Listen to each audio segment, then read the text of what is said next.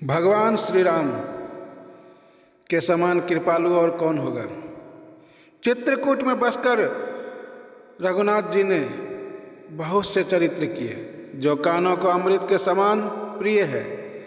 फिर कुछ समय पश्चात श्री राम जी ने मन में ऐसा अनुमान किया कि मुझे सब लोग जान गए हैं, इससे यहाँ बड़ी भीड़ हो जाएगी। इसलिए सब मुनियों से विदा लेकर सीता जी सहित दोनों भाई चले। अब प्रभु अत्रि जी के आश्रम में गए तो उनका आगमन सुनते ही महामुनि हर्षित हो गए, शरीर पुलकित हो गया। अत्रि जी उठकर दौड़े। उन्हें दौड़े आते देखकर श्री राम जी और भी शीघ्रता से चले आए। दंडवत करते हुए ही श्री राम जी को उठाकर मुनि ने हृदय से लगा लिया और प्रेमाश्रुओं के जल से दोनों भाइयों को नहला दिया। श्री राम जी की छवि देखकर मुनि के नेत्र शीतल हो गए। तब वे उनको आदरपूर्वक अपने आश्रम में ले गए। पूजन करके सुंदर वचन कहकर मुनि ने मूल और फल दिए जो प्रभु के मन को बहुत रुचे। प्रभु आसन आसीन भरि लोचन शोभा निरखी, मुनिवर परम प्रवीण जोरि पानी स्तुति करत। हाथ जोड़कर स्तुति करने लगे। नमामि भक्तवत्सलं कृपालुशील कोमलं, भजामि ते पदाम्बुजम् अकामिनां स्वधामुदं, निकामश्याम सुंदरम भवाम्बुनाथ मंदरम, प्रफुल्लकाञ्जलोचनं मदादिदोषमोचनं, प्रलम्बबाहुविक्रमं प्रभो प्रमेय वैभवं, निसङ्गचापसायकं धरं त्रिलोकनायकं, दिनेशवंशमण्डनं महेशचापखण्डनं, मुनीन्द्रसन्तरञ्जनं सुरारिवृन्दभञ्जनम्। हे भक्तवत्सल, हे कृपालु, हे कोमल स्वभाव वाले, मैं आपको नमस्कार करता हूँ। निष्काम पुरुषों को अपना परम धाम देने वाले आपके चरण कमलों को मैं भजता हूँ। आप नितांत सुंदर श्याम संसार रूपी समुद्र को मथने के लिए मंत्राचल रूप फूले हुए कमल के समान नेत्रों वाले और मद आदि दोषों से छुड़ाने वाले हैं। हे प्रभु, आपकी लंबी भुजाओं का पराक्रम और आपका ऐश्वर्य अप्रमेय, बुद्धि के परे अथवा असीम है। आप तरकस और धनुष बाण धारण करने वाले तीनों लोकों के स्वामी हैं। सूर्यवंश के भूषण, महादेव जी के धनुष को तोड़ने वाले, मुनिराजों और संतों को आनंद देने वाले तथा देवताओं के शत्रु असुरों के समूह का नाश करने वाले हैं। आप कामदेव के शत्रु महादेव जी के द्वारा वंदित, ब्रह्मा आदि देवताओं से सेवित, विशुद्ध ज्ञानमय विग्रह और समस्त दोषों को नष्ट करने वाले हैं। मनोजवैरिवन्दितम् अजादिदेव सेवितं, विशुद्धबोधविग्रहं समस्तदूषणापहं, नमामि इन्दिरापतिं सुखाकरं सतां गतिं, भजे सशक्तिसानुजं शचीपतिप्रियानुजं, त्वदङ्घ्रिमूलये नरः भजन्ति हीनमत्सराः, पतन्ति नो भवाणवे वितर्कवीचिसङ्कुले। सूर्यवंश के भूषण, आप कामदेव के शत्रु महादेव जी के द्वारा वंदित, ब्रह्मा आदि देवताओं से सेवित, विशुद्ध ज्ञानमय विग्रह और समस्त दोषों को नष्ट करने वाले हैं। हे लक्ष्मीपते, हे सुखों की खान और सत्पुरुषों की एकमात्र गति, मैं आपको नमस्कार करता हूँ। हे शचीपति के प्रिय छोटे भाई वामन जी, स्वरूपा शक्ति श्री सीता जी और छोटे भाई लक्ष्मण जी सहित आपको मैं भजता हूँ।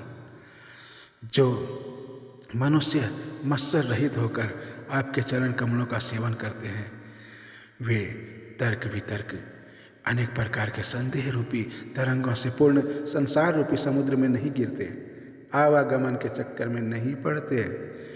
विविक्तवासिनः सदा भजन्ति मुक्तये मुदा निरास्य इन्द्रियादिकं प्रयान्ति ते गतिं स्वकम।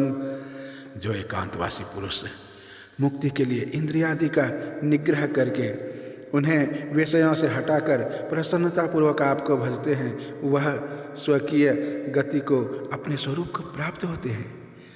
तमेकमद्भुतं प्रभुं निरीहमीश्वरं विभुं जगद्गुरुं च शाश्वतं तुरीयमेव केवलम्।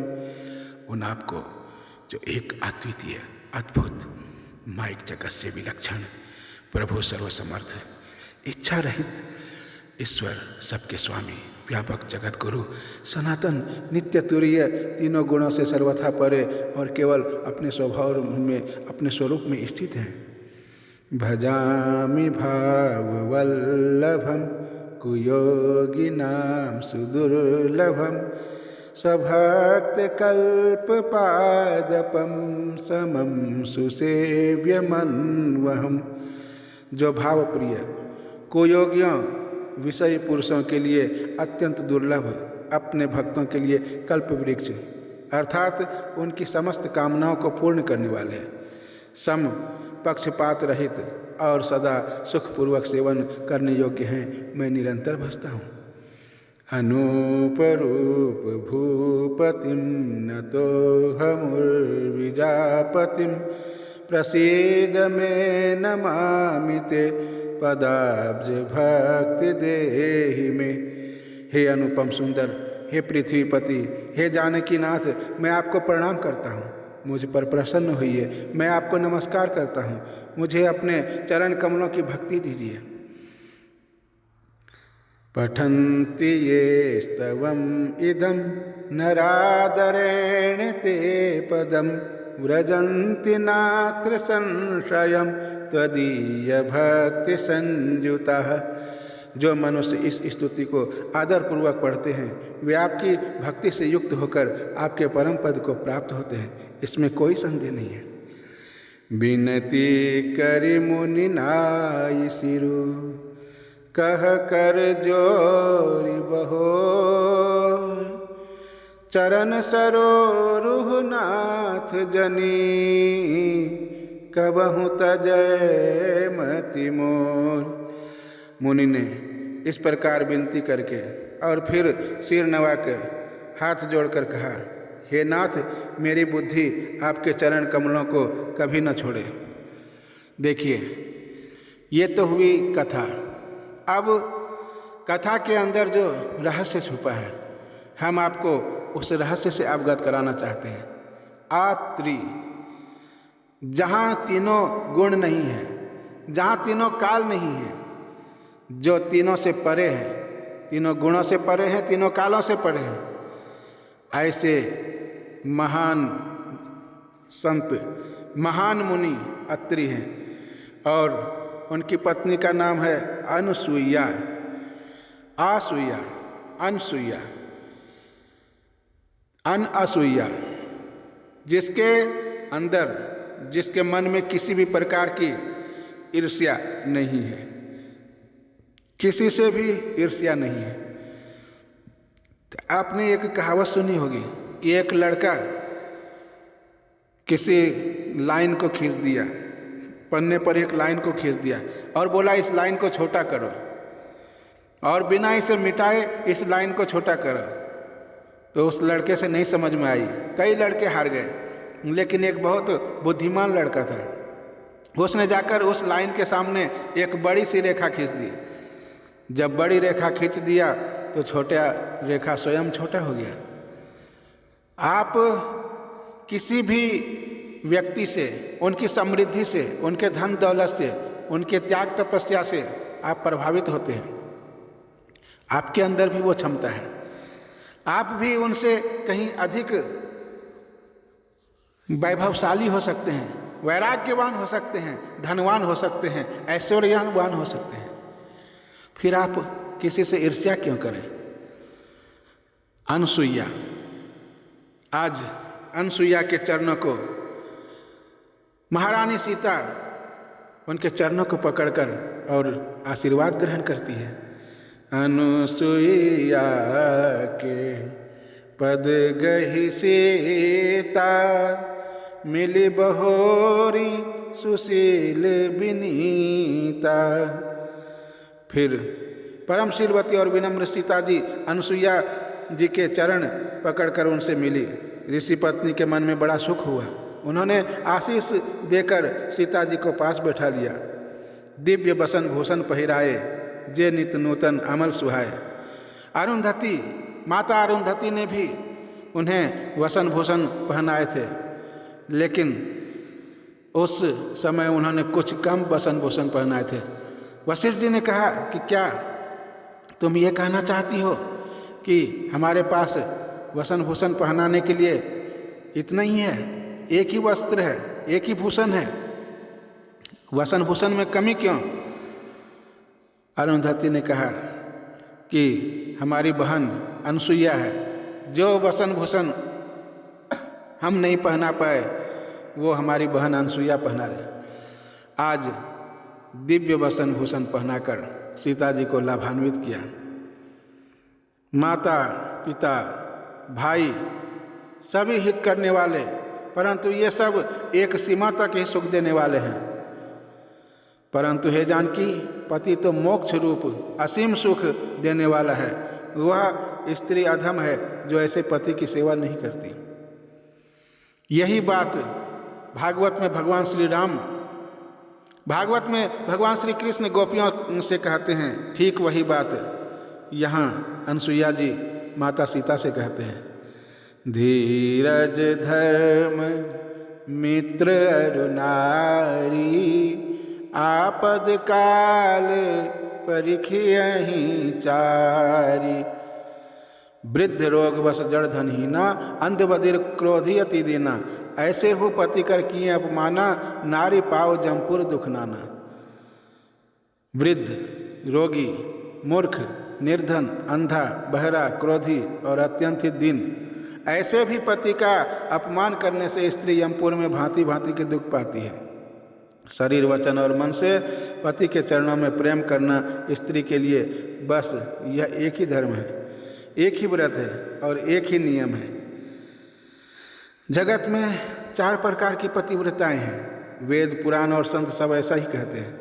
उत्तम श्रेणी की पतिव्रता के मन में ऐसा भाव बसा रहता है कि जगत में मेरे पति को छोड़कर दूसरा पुरुष स्वप्न में भी नहीं है। मध्यम पर पति देखई कैसे, भ्राता पिता पुत्र नि जैसे। और तीसरे नंबर पर जो धर्म को विचार कर और अपने कुल की मर्यादा समझकर बची रहती है, वह निम्न श्रेणी की स्त्री है, ऐसा वेद कहते हैं। वेद ही क्यों, महाराज हिमालयवासी महाराज जी भी कहते थे, पूज्य भगवान दास जी महाराज, कि साधु भी इसी प्रकार के इसी 3 श्रेणी में है।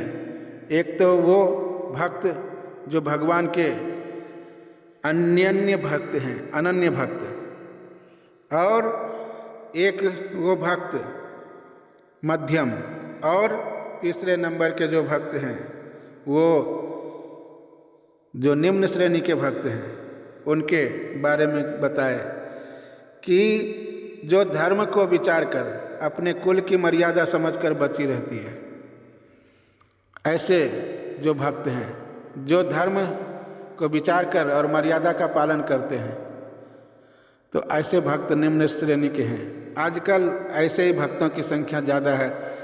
बोलिए जगदम्बा सीता महारानी